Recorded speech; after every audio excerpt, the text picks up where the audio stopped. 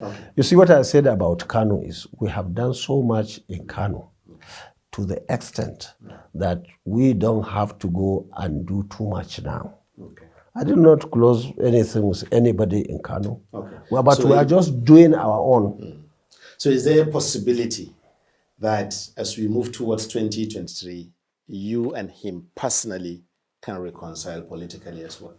You see, in politics and in life, nobody would work for a governor or a president and say he doesn't like him or them. Nobody. When I was governor, well, that's when I had the steering. All of them were just there. I was the driver. I took them to the promised land. And the best thing anybody can do is from the day you are sworn in and the time you are handing over, that's your own. We have done our own. We were successful. We won all the elections. We are so happy that we did those 8 years. Okay. Now, from there, what happens depends on the driver again. It is the driver who decides whether, if I didn't like Ganduje, for example, okay, we started in 1990 and 2003. I wouldn't have taken him to Ministry of Defense to be my special advisor. Okay. I wouldn't have brought him back from Chad to say resign. I told him resign, come back to be my deputy again in 2011. He did.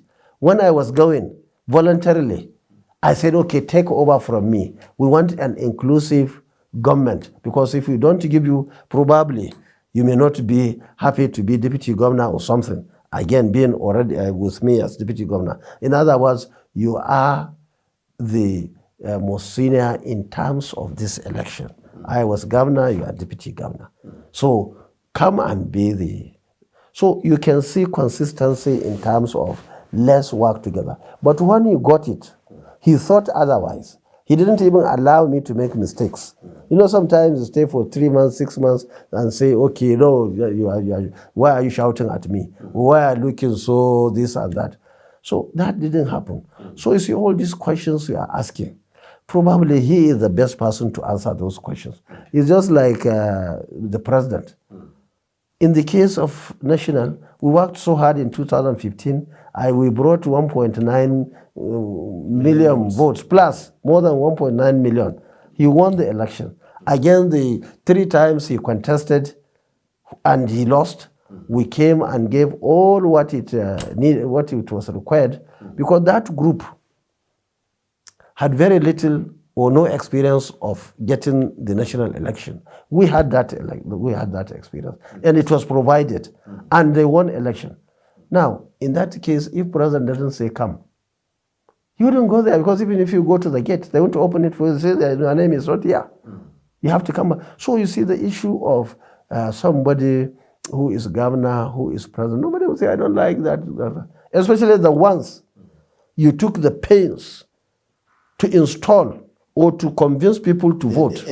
As a final comment, in other words, if there's going to be reconciliation between you and Ganduje, it has to be initiated by Ganduje. Yes or no? In general terms, yes in general terms, that is how it works.